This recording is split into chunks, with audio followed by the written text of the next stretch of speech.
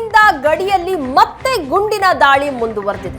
ಪಾಕ್ನಿಂದ ಸತತ 7ನೇ ದಿನವೂ ಸಹ ಗುಂಡಿನ ದಾಳಿಯಾಗಿದೆ.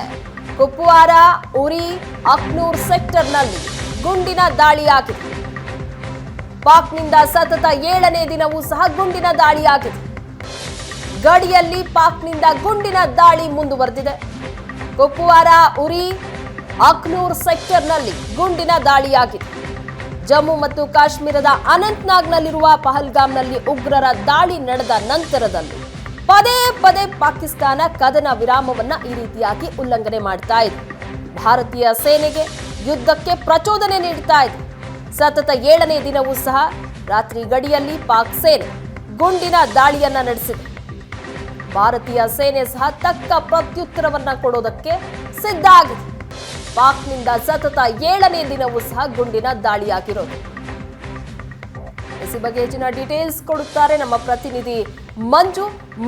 ಪಾಕ್ನಿಂದ ಸತತ 7ನೇ ದಿನ ಸಹ ಗುಂಡಿನ ದಾಳಿಯಾಗಿದೆ. ಎಲ್ಲೆಲ್ಲಿ ಗುಂಡಿನ ದಾಳಿಯಾಗಿದೆ? ಭಾರತೀಯ ಸೇನೆ ಯಾವ ರೀತಿಯ ಪ್ರತ್ಯುತ್ತರ ನೀಡಿದೆ? ಪ್ರಗತಿ, ನಿಮಗೆ ದಕ್ಷಿಣ ಭಾಗದ ಕಾಶ್ಮೀರಕ್ಕೆ ಈಗ ಎಲ್ಲವೂ ಕೂಡ ನಿಧಾನಕ್ಕೆ ಶಿಫ್ಟ್ ಆಗ್ತಾ ಇದೆ. ಉತ್ತರ ಕಾಶ್ಮೀರದಲ್ಲೂ ಕೂಡ ನಡೀತಾ ಇದೆ ಕೆಲವು ಕಡೆ, ಕೆಲವು ಭಾಗಗಳಲ್ಲಿ. ಅದೇ ರೀತಿ ಫೈರಿಂಗ್ ಅಂದ್ರೆ ಅಂತಾರಾಷ್ಟ್ರೀಯ ಗಡಿಯಲ್ಲಿ ಕದನ ವಿರಾಮವನ್ನ ಪದೇ ಪದೇ ಉಲ್ಲಂಘನೆ ಮಾಡ್ತಾನೆ ಇರುವಂತಹ ಸುದ್ದಿಗಳು, ವರದಿಗಳು ಬರ್ತಾ ಇರುವಂತದ್ದು, ಸೇನೆ ಖಚಿತಪಡಿಸ್ತಾ ಇರುವಂತದ್ದು.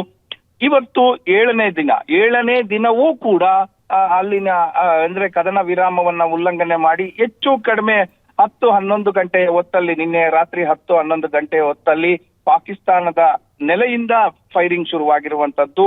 ಅಪ್ರಚೋದಿತವಾಗಿ ಫೈರಿಂಗ್ ನಡೀತಾ ಇದೆ. ಯಾಕಂದ್ರೆ ಈಗ ಪಾಕಿಸ್ತಾನಕ್ಕೆ ಏನಾದರೂ ಮಾಡಿ ನಮ್ಮ ಮೇಲೆ ಅಂದ್ರೆ ಭಾರತದ ಮೇಲೆ ಒಂದು ಗೂಬೆ ಕೂರಿಸುವಂತ ಪ್ರಯತ್ನ ಮಾಡ್ತಾರೆ. ಯಾಕಂದ್ರೆ ಅವರು ದಾಳಿ ಮಾಡಿದರು ಅಂತ ತೋರಿಸ್ಬೇಕಾಗಿದೆ. ಸೊ ಆ ಕಾರಣಕ್ಕೋಸ್ಕರ ಇಂಥ ಅಪ್ರಚೋದಿತವಾದಂತಹ ದಾಳಿಗಳನ್ನ ಕಂಟಿನ್ಯೂಸ್ ಆಗಿ ಮಾಡ್ತಾನೆ ಇದೆ. 7ನೇ ದಿನವೂ ಕೂಡ ಮುಂದುವರೆದಿದೆ. ಅದರ ಜೊತೆಗೆ ಅಲ್ಲಿನ ಸ್ಥಳೀಯರಿಗೂ ಕೂಡ ಇದು ಗೊತ್ತಾಗಿದೆ. ಸ್ಥಳೀಯರು ಕೂಡ ಮಾತಾಡ್ತಾ ಇದ್ದಾರೆ, ಈ ರೀತಿ ಮಾಡಿದ್ರು, ಈ ರೀತಿ ಇಷ್ಟೊತ್ತಲ್ಲಿ ಸದ್ದಾಯ್ತು, ಈ ಕಡೆ ಎಲ್ಲ ನಾವು ಕೆಲಸ ಮಾಡ್ತಾ ಇದ್ವಿ, ನಮ್ಮ ಮನೆಗಳ ಹತ್ರ ಎಲ್ಲರೂ ಕೂಡ ಮನೆ ಒಳಗಡೆ ಹೋದ್ವಿ ಅನ್ನುವಂತಹ ಅಭಿಪ್ರಾಯಗಳು ಅಲ್ಲಿನ ಸ್ಥಳೀಯರು ವ್ಯಕ್ತಪಡಿಸ್ತಾ ಇರುವಂತದ್ದು.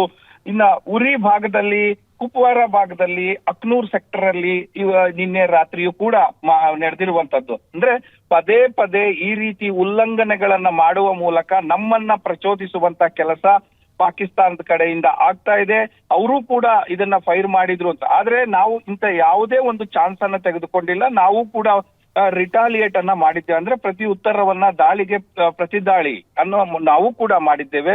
ಆದ್ರೆ ಅವರ ಕಡೆಯಿಂದ ದಾಳಿ ಆಗುವ ತನಕ ಅಥವಾ ಅವರ ಕಡೆಯಿಂದ ಒಂದು ಫೈರಿಂಗ್ ಆಗುವ ತನಕ ನಾವು ಭಾರತದ ಸೇನೆ ಯಾವುದೇ ಕಾರ್ಯಾಚರಣೆ ಅಥವಾ ಅಂತ ಫೈರಿಂಗ್ ಮಾಡಿಲ್ಲ ಅನ್ನುವಂಥದ್ದು ಸೇನೆ ಹೇಳ್ತಾ ಇರುವಂತದ್ದು. ಪ್ರಗತಿ, ಮಂಜು ಹಾಗೆ ಸಂಪರ್ಕದಲ್ಲಿರಿ.